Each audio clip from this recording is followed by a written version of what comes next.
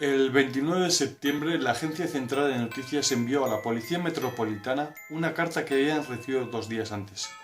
Se trata de esta carta.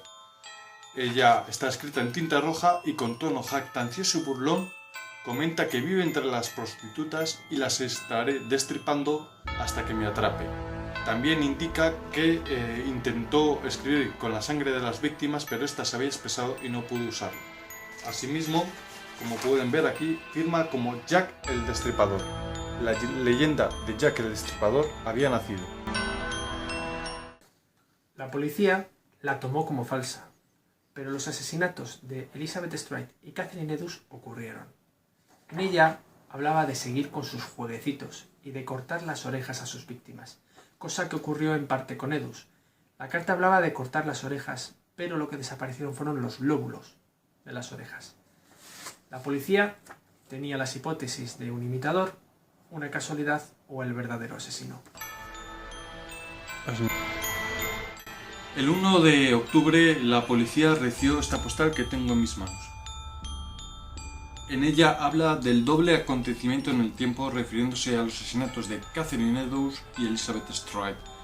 La policía lo publicó en medios de todo el mundo por si alguien reconociera la letra. Fue un gravísimo error. Estudios actuales determinan que la letra de esta postal no coincide ni con la carta From Hell ni con la carta Dear Boss. De hecho, esos mismos estudios determinan que es muy posible, con una certeza casi absoluta, que ninguna de las cartas fuera escrita por el asesino de Whitechapel. Sugieren como alternativa a un periodista ávido de publicar noticias y también un posible estudiante de medicina. ¿Qué significa esto? ¿Qué consecuencias tiene? Significa que el asesino de Whitechapel nunca se identificó a sí mismo, nunca se reconoció a sí mismo como Jack el Destripador. Desde la publicación de la carta, la policía recibió literalmente miles de cartas firmadas por Jack el Destripador, incluso escritas por niños. Pero entonces llegó otra enigmática carta, la carta From Hell, que tengo en mis manos.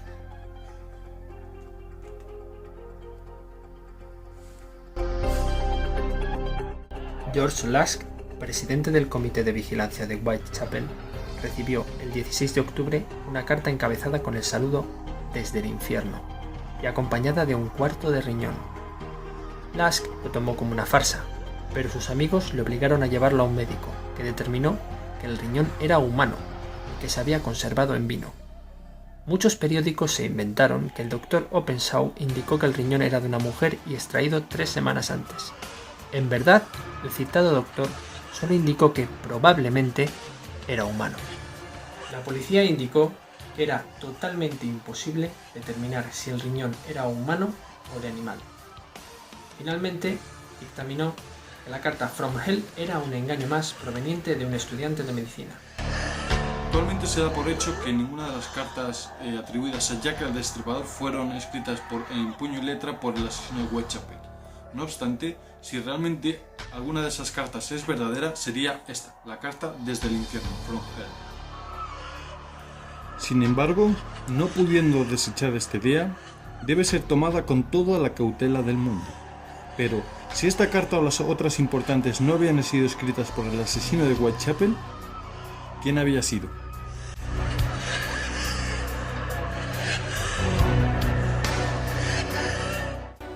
En 1913, el detective jefe George Littlechild escribió a George Sims que el consenso de las policías de varios países era que las cartas principales habían sido escritas por Thomas J. Bullen, un periodista de la agencia de noticias. Fue el responsable de la carta Dear Boss, por lo que el asesino de Whitechapel jamás se puso en contacto con nadie identificándose como tal.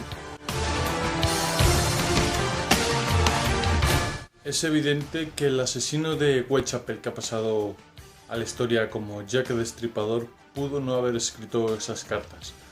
De hecho, la opinión de los que hacemos este documental es que no las escribió él de su puño y letra, si bien asesinos a lo largo de la historia sí que se han comunicado con las fuerzas y cuerpos de seguridad del Estado porque en su psicopatía veían el acto de asesinar como un juego.